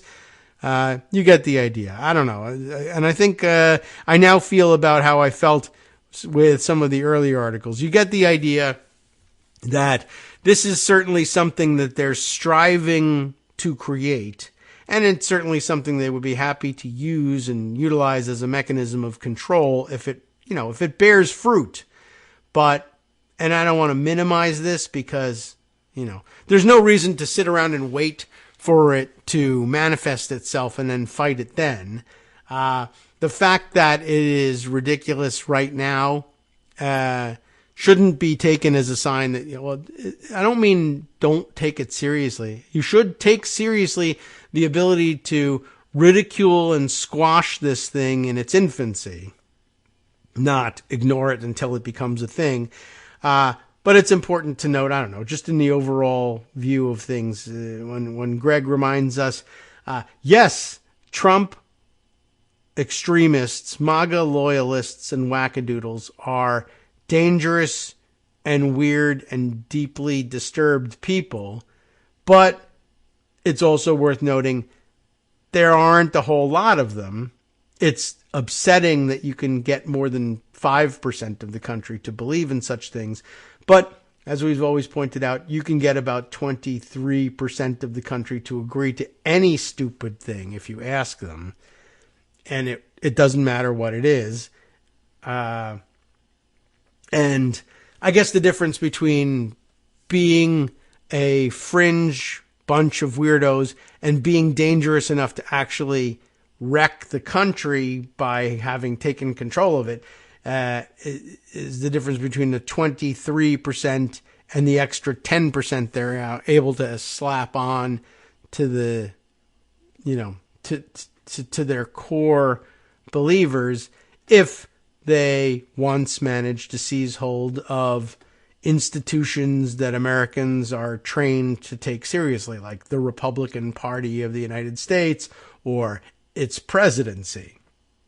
So, I don't know. It's something to keep an eye on and a group to keep an eye on, although, it'll be difficult to watch them because of their preference for secrecy, but you will have a difficulty understanding whether they're real or not because of that cover of secrecy as well. So, I don't know. Just something to keep an eye on and to continue to be aware of. Let's see. A couple of other things. No wonder. I'm still stuck in the archive here. And I need to go back to some of the other things that I've saved for discussion. And let's see. There were many and definitely some things I kind of wanted to throw back to a week or more ago. But we are facing the next break. So that'll give us the chance to decide over the next 2 minutes or so which of the backlog of stories is among the more important to follow up with. There are a lot, and there are a lot about, I guess, the different factions of MAGA weirdos. Maybe that's something that we can make into a theme for the rest of the show, is the various, I don't know what, factions of MAGA weirdness that are trying to coalesce themselves. I think they all think that if they can solidify an organization and a structure and a leadership, that they might be able to seize power in a second Trump administration. I'm getting the feeling that some of them are thinking we should build competing power centers to this Project 2025. Hi everybody, it's me, David Waldman. Yes, the same guy who interrupts you all the time. Interrupting you one more time, just to tell you again, another reminder that your contributions are what keep this show on the air, and patreon.com, patreon.com, is still among the easiest ways to make the sustaining subscription donations that keep us afloat.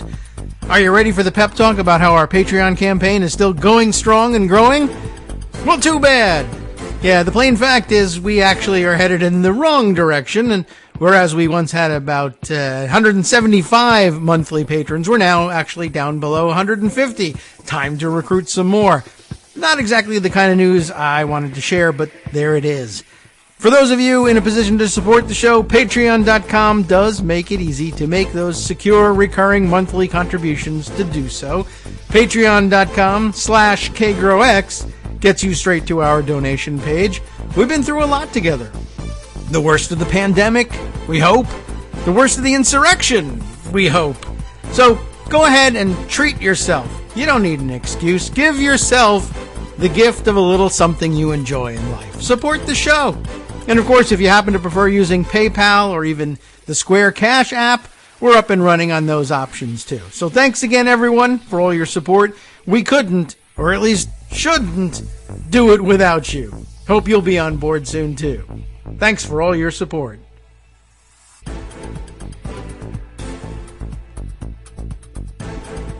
All right, welcome back now to the Kagro in the Morning Show here on Netroots Radio. All right, a couple of things to catch up on, and maybe something we can turn back the clock and look at one of the older articles that I've set aside, plus a couple of other contemporary things, a little newer.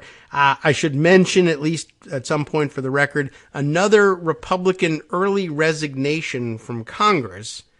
Mike Gallagher, Wisconsin Republican, who, like Ken Buck, has decided that they just can't wait till the end of their term to skip town. And I'm suspicious of everybody who does this, but I can't explain it. But that's the news. I'll just grab one particular report. Well, let's take the AP report on that one. Mike Gallagher says he's resigning early, leaving House Republicans with the thinnest of majorities. It's true. They're down to, at this point, I think they literally have a one, when he leaves, they'll be down to one vote majority. Very easy to see that on any given day, a working majority of present members will be Democrats and not Republicans. But Gallagher, a Wisconsin Republican who has spearheaded House pushback against the Chinese government, said on Friday he would resign from the House, leaving Republicans with the thinnest of majorities. Gallagher, age 40. Why? Announced he would resign his position on April 19th. It will leave Republicans with a 217 to 213 majority in the House, meaning that they cannot afford to lose more than one vote on a party line vote. Why?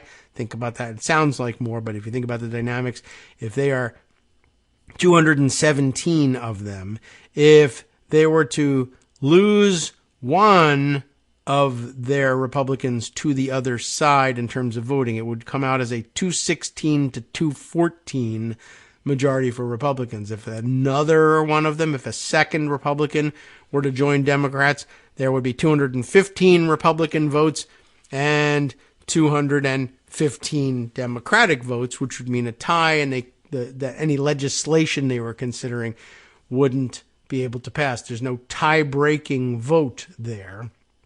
No vice presidential vote. That's only for the Senate.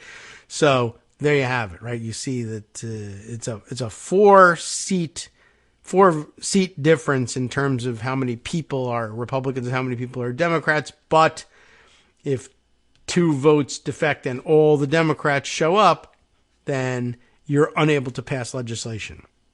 So there you go. 1 vote is all they could afford to lose. Gallagher had already announced that he would not seek re-election, so it wasn't a surprise in that sense. The thin majority has already proved to be a challenge for Republican leadership and forced House Speaker Mike Johnson to work with Democrats to pass practically any legislation, and by 2/3 majority at that, under suspension of the rules. Does it matter to you that the guy has a background? Former Marine, grew up in Green Bay, represented northeastern Wisconsin in Congress since the ancient times of 2017. He spent last year leading a new House committee dedicated to countering China, and then that's it. I mean, they gave him his own committee to investigate China, the Chinese Communist Party, and not interested. I'm leaving. During the committee's first hearing, he framed the competition between the U.S. and China as an existential struggle over what life will look like in the 21st century, but also I quit. Gallagher said in a statement, "I've worked closely with House Republican leadership on this timeline and look forward to seeing Speaker Johnson appoint a new chair to carry out the important mission of the Select Committee on the Chinese Communist Party. I just don't want anything to do with it." It's weird, to say the least.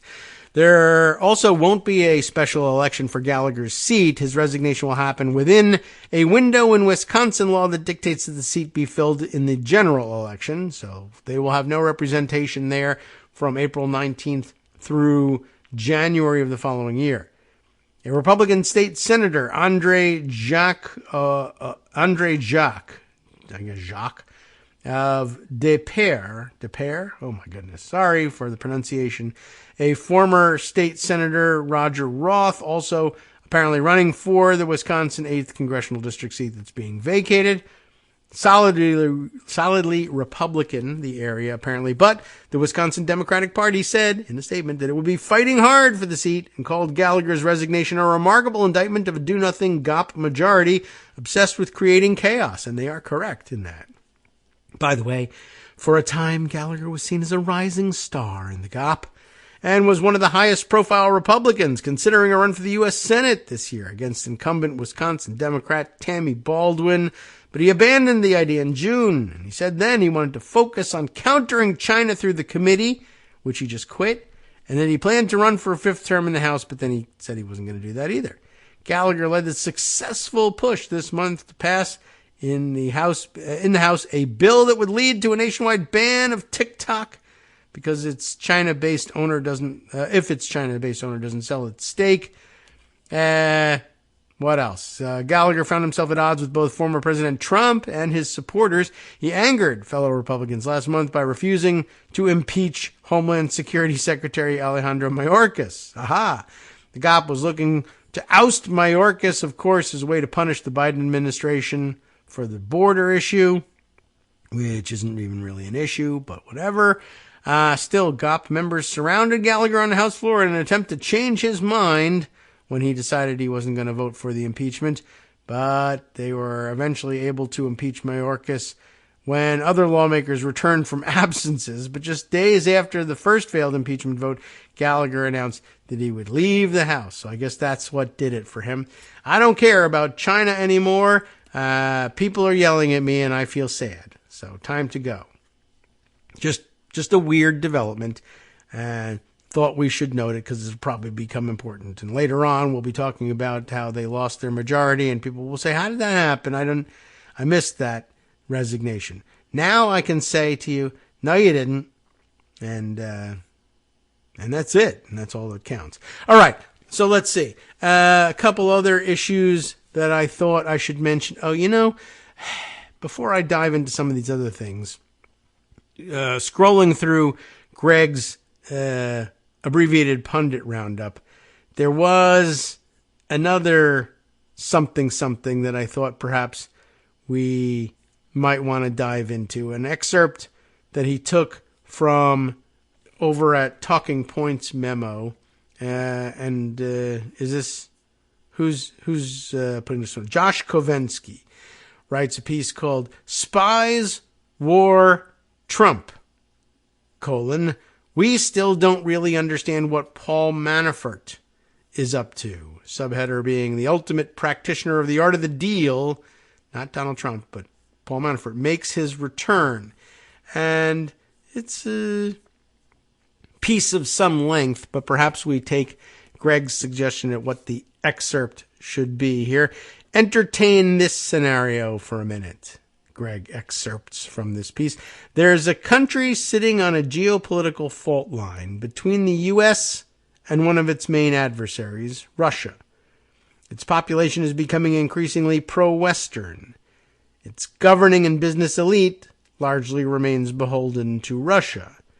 After years of fraudulent elections, a politician with a mafia past, widely seen as a stooge for Russia, this isn't the United States, it's Ukraine, everybody, comes to power in this contested country.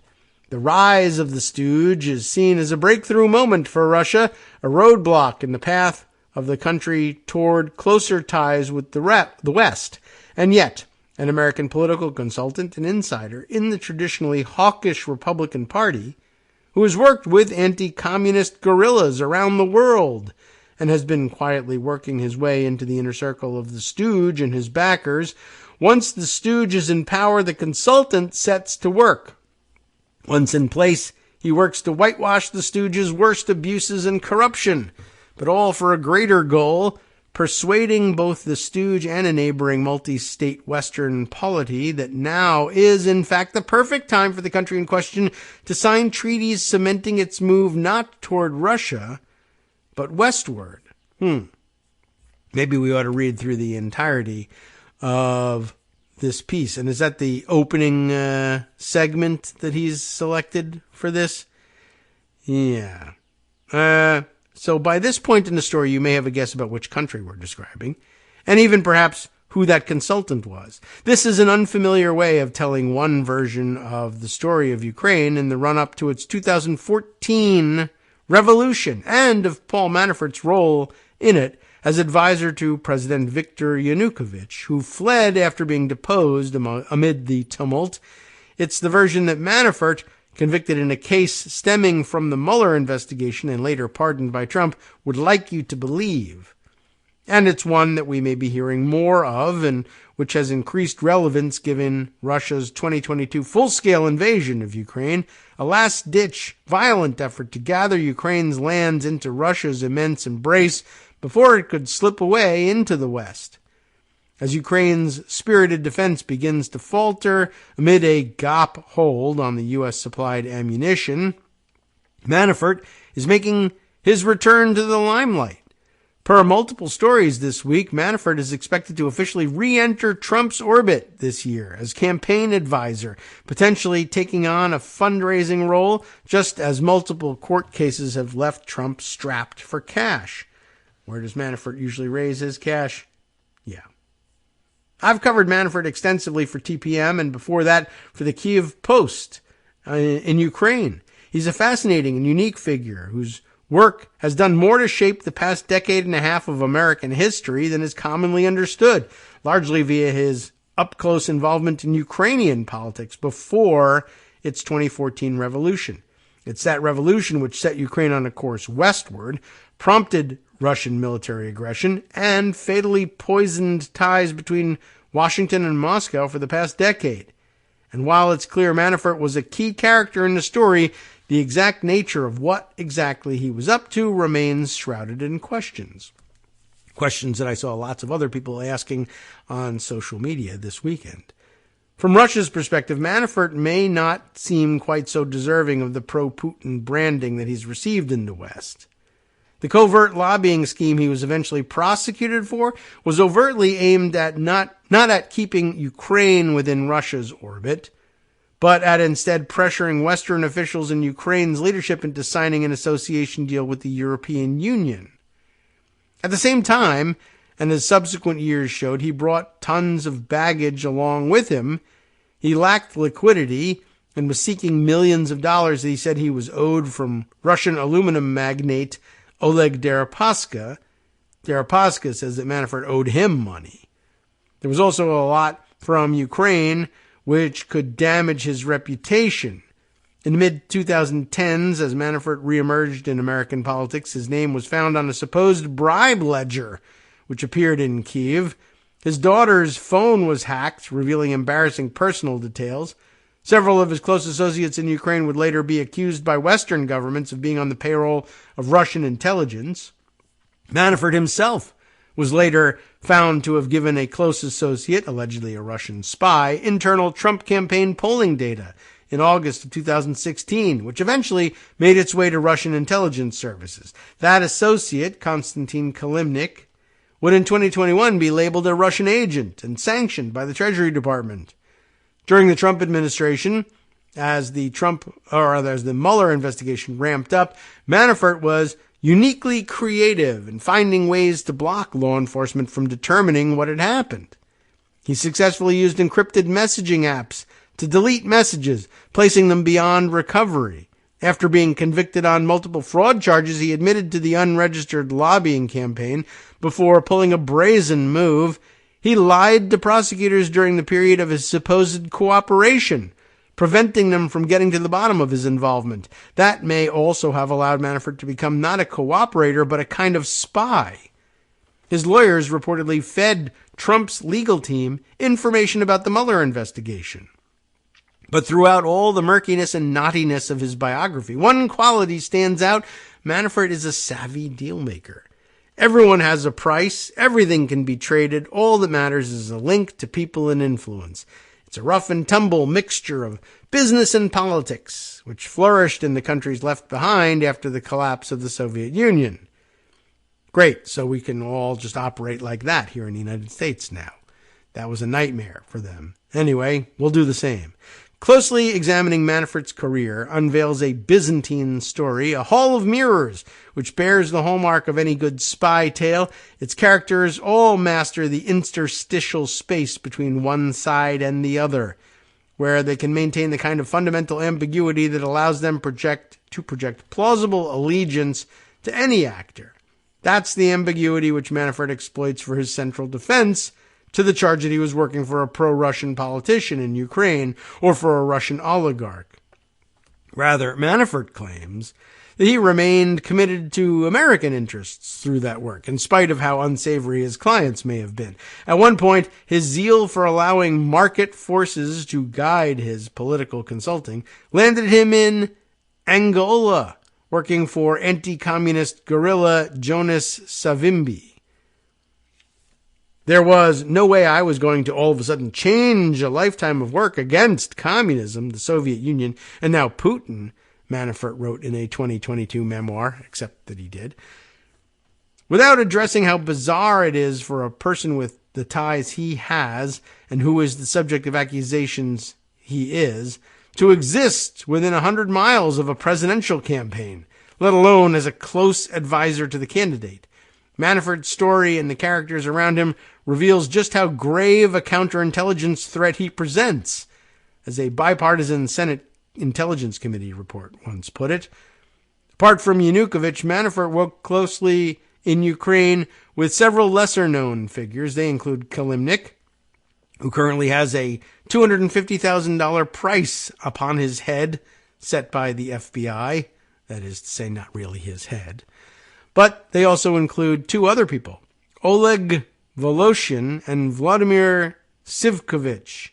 Sivkovich? I don't know. Both Ukrainian officials in Yanukovych's government. At the time, Yanukovych had a problem. Ukrainians wanted closer ties with the EU, on offer via the potential association agreement. Whether Yanukovych was serious about this or not remains unclear, but it would be very difficult for him to even go through the motions. He had imprisoned his main political rival, Yulia Tymoshenko, in what had been decried as a sham trial. Years ago, we told the Yulia Tymoshenko story and viewed it as a test run for what they were trying to pull in the United States. Many of the things that they accused Yulia Tymoshenko of, they attempted to accuse even Hillary Clinton of. It was very odd, the parallels.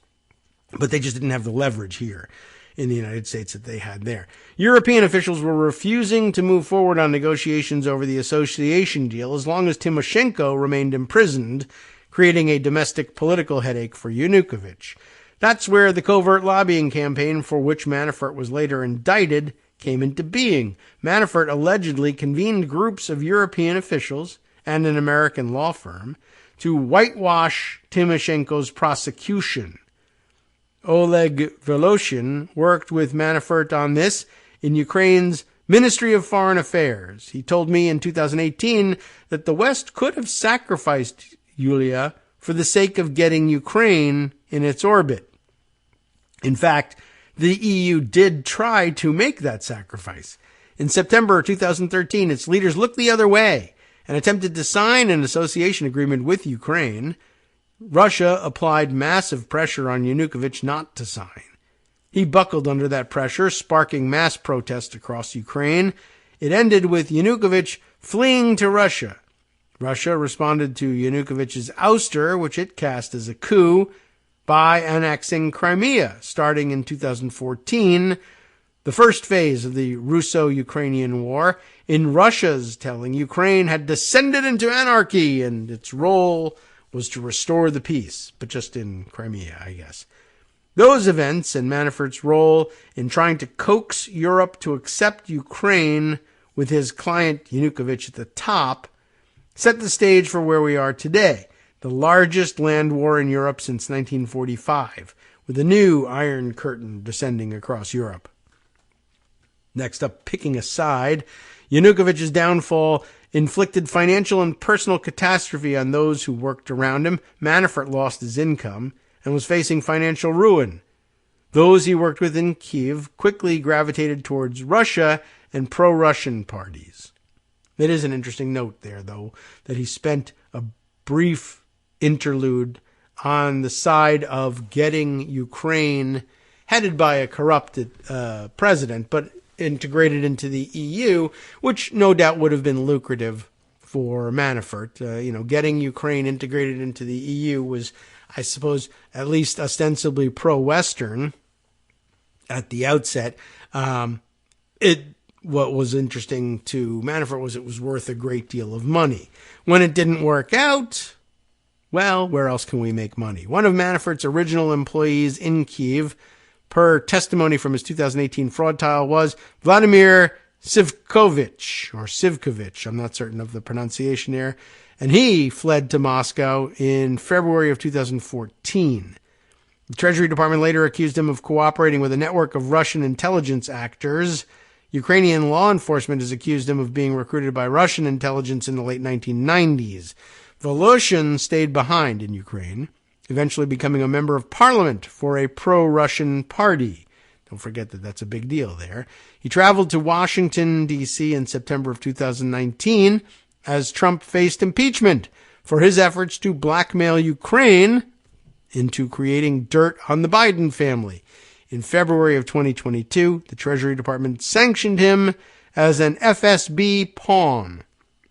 Within days, he had left Ukraine just before Russia's full-scale invasion, as it turns out. He told TPM at the time that the West was resorting to threats of open violence against him. He was later flagged by Western intelligence agencies as someone who might make up a potential Russian government in Ukraine should Putin achieve a quick victory. Kilimnik stayed behind in Ukraine for several years before moving to Moscow in the late 2010s. During Trump's first campaign, he had allegedly conspired on a proposed Ukraine peace deal with Manafort, which would have seen their benefactor, Yanukovych, return to power. Money for him, right? Multiple U.S. government agencies have described Kilimnik as linked to Russian intelligence in various ways. It was also during Trump's first campaign that, as a part of an effort to recoup payment from Russian oligarch Oleg Deripaska, Manafort gave Trump internal campaign polling data to Kilimnik. Per the Treasury Department, that information found its way to Russian intelligence. It all comes back to the same big questions. Who was Manafort working for while in Ukraine? Was he pro-Ukraine accession to the EU? Was he pro-Yanukovych? Was he only pro-Manafort? Might Manafort, a savvy political operator, have understood that two of his Kyiv associates, Kilimnik and Sivkovich, again, difficult, had ties to Russian intelligence? How does that fit into his behavior during the 2016 campaign? Manafort went to creative lengths to suppress the answers to all of this, and nearly a decade after he reemerged in U.S. politics, some of the original questions about what he had been up to while abroad remain unanswered. Now, after receiving a pardon from Trump and mostly laying low during the Biden administration, Manafort is reportedly back, reportedly in part to help Trump fundraise, and that's in scare quotes, as the candidate faces down massive judgments against him and looks for money wherever he can. That leads to yet another question about why he, in particular, is the man for the Trump campaign to tap at this moment. His old clients and colleagues from Ukraine have picked or been forced to pick a side. To a man, they've fled to Russia. Some, like Voloshin, as part of a potential pro-Russian shadow government in waiting. Manafort's the only one with a question mark hanging over his head. That is interesting, and as I said, that's the end of the article for today. But I did mention that there was some extensive discussion about Manafort among, Marcy Wheeler and a couple of others over the weekend that, deservedly so. This was brought up again, and I wonder if I can kind of quickly find it again. But it was, it reminded me of my own hobby horse when it comes to Ukraine. But it's just interesting how often Ukraine pops up and still, a large percentage of the American electorate, even some who actually pay a little bit of attention to politics, it doesn't occur to them, or if it occurs to them at all, it's sort of in the weird Donald Trump-ish way, like he said oddly enough, about Frederick Douglass. Like that. It's a name you're hearing more and more these days. Why does Ukraine keep coming up? But this chain of discussion started yesterday, I guess, maybe the day before, with Empty Wheel commenting on a New York Times piece. What piece was it? I'll just open it up so we can see it. Trump will face his greatest fears as two legal threats coincide Monday, that Monday being today. And an excerpt taken from it in which Marcy says, hey, Maggie Haberman here is congratulating herself for success as a PR flack who helped Donald Trump beat the rap. Of course, Trump didn't beat the charges in Mueller. He pardoned witnesses against him, some longtime sources for Maggie Haberman, and he pardoned them out of flipping. Like, I give you a pardon, don't flip on me. What's the excerpt she's grabbed here? Talking about Trump himself. He was investigated criminally over a land acquisition in the mid-1970s, yet escaped unscathed. A federal special counsel examined possible ties between the Trump 2016 campaign and Russia, as well as his efforts to obstruct the investigation as president, and recommended no charges. He was twice impeached by a Democrat-led House, but twice the Senate did not convict him. Before 2023, nothing stuck, but now, of course, the trials. Some more comments, one including from Ty Cobb here. But then Haberman comes back with this description. Some of it was luck, but his public relations strategy paid off as well. Mr. Trump deployed a mix of bare-knuckle tactics, attacking prosecutors as corrupt and guilty of the same conduct of which he was suspected, and arm-twisting charm. That's what Marcy started out with. And then noting, here's an example of how that PR works.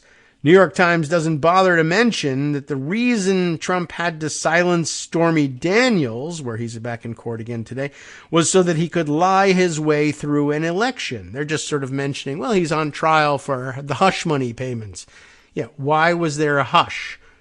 So that he could lie his way through the 2016 election. That's a good point. And why does that not get prominent play in a retelling of the story of what's happening in court today? And then, of course, just pointing out lots of other things that we've just sort of kind of somehow managed to miss. This one from October of 2022. Imagine if Maggie had reported that Vladimir Putin had dictated Trump's June 9th meeting cover story. You all remember the 2016 meeting in Trump Tower with Russian emissaries, if you will, and they were discussing essentially, if we give you the dirt on Hillary Clinton that we've got, and that was the one where Don Trump Jr. says, if it's what I think it is, I love it, right? If we give you the stolen emails, if we give you the dirt on Clinton and you win, will you pay us back for that help by lifting the sanctions against Russia? And then when they were caught having that meeting, including Jared Kushner, big brain international operator Jared Kushner, right? What was the excuse? Well, we were meeting about Russian adoptions. You remember that cover story? We were meeting about Russian adoptions, and it was like nobody still has put this together, even though it was as plain as day. Well, when you say you were talking about Russian adoptions, why were there problems with Russian adoptions? The problems with Russian adoptions stemmed from Russia imposing return sanctions on the United States. We'll make it hard or impossible for Americans to adopt babies from Russia because that seems to be something they want to do. So we're going to stand in the way of it. However, we would make that problem go away if you would make our problem go away, i.e. the sanctions against Russia and Russians imposed for our meddling in Crimea, our general mobbed-uppedness, etc., Magnitsky Act violations, etc., etc. You lift those sanctions, we'll lift our sanctions, the ones about, Russian adoptions. And apparently, at least in Marcy's view here, this was a cover story that was concocted through direct consultation between Putin and Trump. And we ignore this. And that is not unlike the way we ignore the fact that the infamous conversation in which Kevin McCarthy says, I think Putin pays Trump, was in fact a discussion about who, what country, what central concept that keeps coming up over and over again? Ukraine. From networksradio.com. That is odd. You have been listening to Kagro in the Morning with David Waldman. Okay, so we got off on that track. There's plenty more where that came from. We got a full week to fill here. Sounds like Greg's still struggling with the COVID. We'll check in with Joan McCarter tomorrow and see if we can't make it all the way through and see what happens on the big bond posting Monday deadline when we return to look at the news. Stay tuned.